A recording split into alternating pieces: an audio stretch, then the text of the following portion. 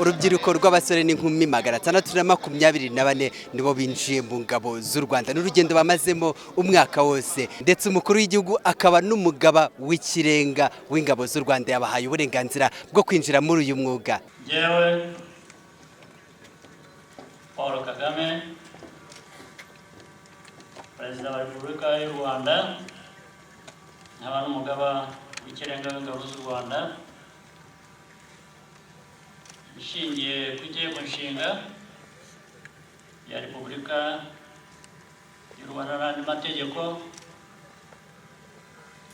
mbahaye ipeti ya Second Lieutenant mu ngabo z'u Rwanda. Nubwo basoje uru rugendo bamazemo umwaka wose, umuyobozi mukuru w'iri shuri rya gisirikare rya Gako, Brigadier General Franco Rutagengwa, yavuze ko rwa rugendo rutoroshye ngo hari abasigaye mu nzira, nubwo abangabo bakomereje muri izi nshingano zo kurinda ubusugire bw'igihugu. Urugendo abanyeshuri bagenze ntirwari rworoshye, dore ko 25 mu batangiye ntibabashije kurangiza amasomo ku mpamvu zitandukanye zirimo iz'ubuzima, gutsindwa amasomo ndetse n'imyitwarire itajyanye n'indangagaciro ziranga ingabo z'u Rwanda, ingabo za kinyamwuga. Nyuma yo gushyirwa muri uyu mwuga wo kurinda ubusugire bw'igihugu, kurinda abaturage n'ibyabo, umukuru w'igihugu yabwiye urubyiruko ko igisirikare cy'u Rwanda kitabeshejweho, kitagambiriye kurwana, ariko ngo biramutse bibaye ngombwa u Rwanda rwajya ku rugamba. Hari icyo umukuru w'igihugu avuga gishobora gutuma ingabo z'u Rwanda zijya ku rugamba, ndetse umukuru w'igihugu abasaba ko bagomba kurwanira uko kuri kugeza n'ubwo uwabashozaho urugamba yabyicuza, ngo bagomba kugira indangagaciro zituma babishyira mu bikorwa. Urupfu rero abanyarwanda bakwiye guhitamo gupfa ni ugupfa bahangana n'ubazanaho urwo rupfu.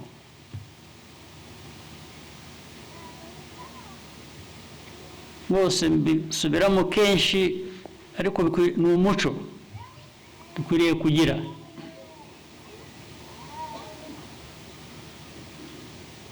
Iyo byageze kuri wa mwuga,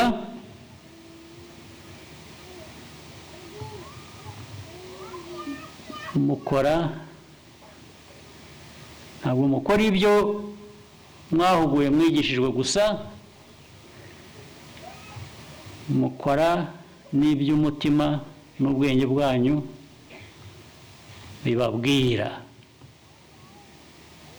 bibabwira kwanga agasuzuguro,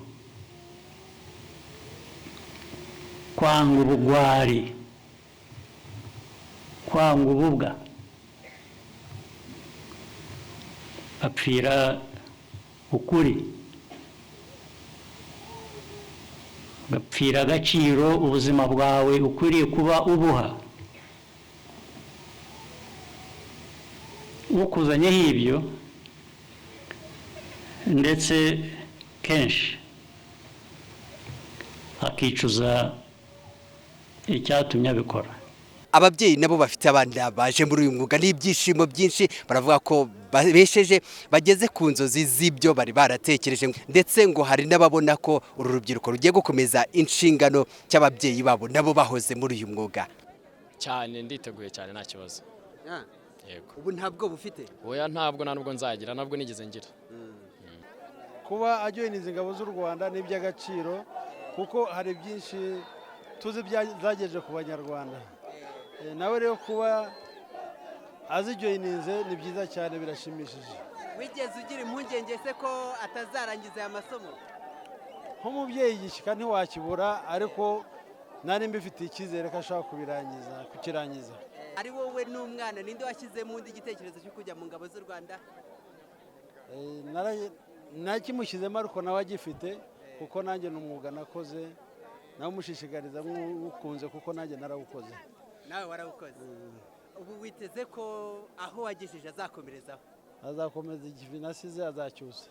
Niteguye ko azakorera igihugu mu gihe gikwiye, adakora iby'inyungu ze, ahubwo aharanira inyungu z'abanyarwanda twese muri rusange.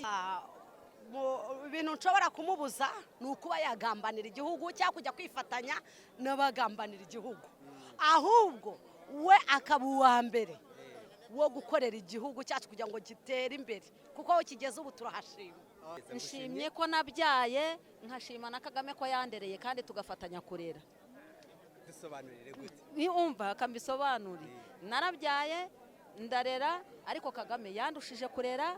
Perezida wacu n'ubu aracyarera, n'ubu azakomeza rere, n'ubu mfite mundi, n'ubu nzagaruka. Ndizera neza ko azabikurikiza kuko nanjye ndamwizera rwose, kandi nkanshimira na perezida wacu kuko yamwigishije akadufasha. Urumva rwose nanjye aho ndi numva nezerewe birenze. Ndetse Umukuru w'igihugu yababwiye ko bagomba kugira indangagaciro muri izi nshingano nshya bagiyemo, ngo ibyo bizatuma bagera ku nshingano barahiriye imbere y'umukuru w'igihugu n'abanyarwanda muri rusange. Nari David Nzabonimpa, iyi ni TV10 igako mu karere ka Bugesera.